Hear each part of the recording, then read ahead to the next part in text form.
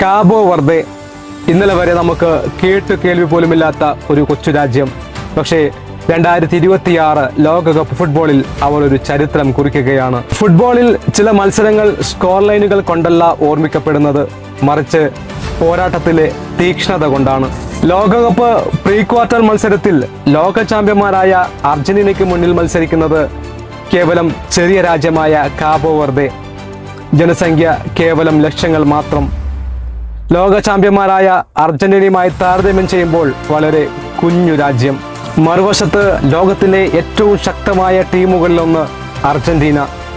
എല്ലാവരും കരുതിയത് ഇതൊരു ഏകപക്ഷീയമായ മത്സരമായിരിക്കുമെന്നാണ്. പക്ഷേ വിസിൽ മുഴങ്ങിയ നിമിഷം മുതൽ കാബോ വെർദെ ലോകത്തോട് ഒരു സന്ദേശം വിളിച്ചു പറയുന്നുണ്ടായിരുന്നു: ഞങ്ങൾ വന്നത് തോൽക്കാനല്ല, പൊരുതാൻ തന്നെയാണ്.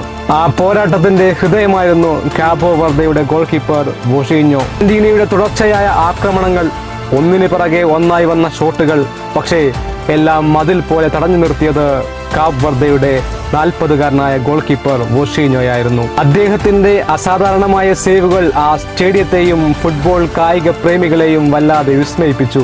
അവസാനം അർജന്റീന ജയിച്ചെങ്കിലും ലോകം സംസാരിച്ചത് വിജയികളെക്കുറിച്ച് മാത്രമായിരുന്നില്ല, മറിച്ച് തോറ്റിട്ടും തല ഉയർത്തി നിന്ന കാബോ വെർദെയെക്കുറിച്ചും ഒരു മതിൽ പോലെ നിന്ന് ഗോൾ വല കാത്ത വോഷീഞ്ഞോയെക്കുറിച്ചുമായിരുന്നു. ഈ മത്സരം നമ്മളെ പഠിപ്പിച്ച ഒരു ലളിതമായ സത്യം: എപ്പോഴും വിജയിക്കുന്നവർ മാത്രമല്ല പ്രചോദനമാകുന്നത്, മറിച്ച് അവസാന നിമിഷം വരെ പൊരുതുന്നവരും ലോകത്തിന് പ്രചോദനമാണ്. ജീവിതത്തിലും അങ്ങനെയൊക്കെ തന്നെയാണ്. നിങ്ങൾ വളരെ ചെറിയവനാണെന്നും നിങ്ങൾക്കുള്ള സാധ്യതകൾ വളരെ കുറവാണെന്നും ലോകം വിധി എഴുതിയേക്കാം.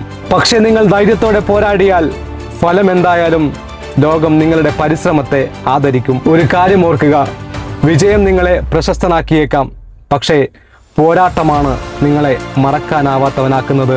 അതാണ് കാബ് വെർദെ നമുക്ക് നൽകുന്ന പാഠം.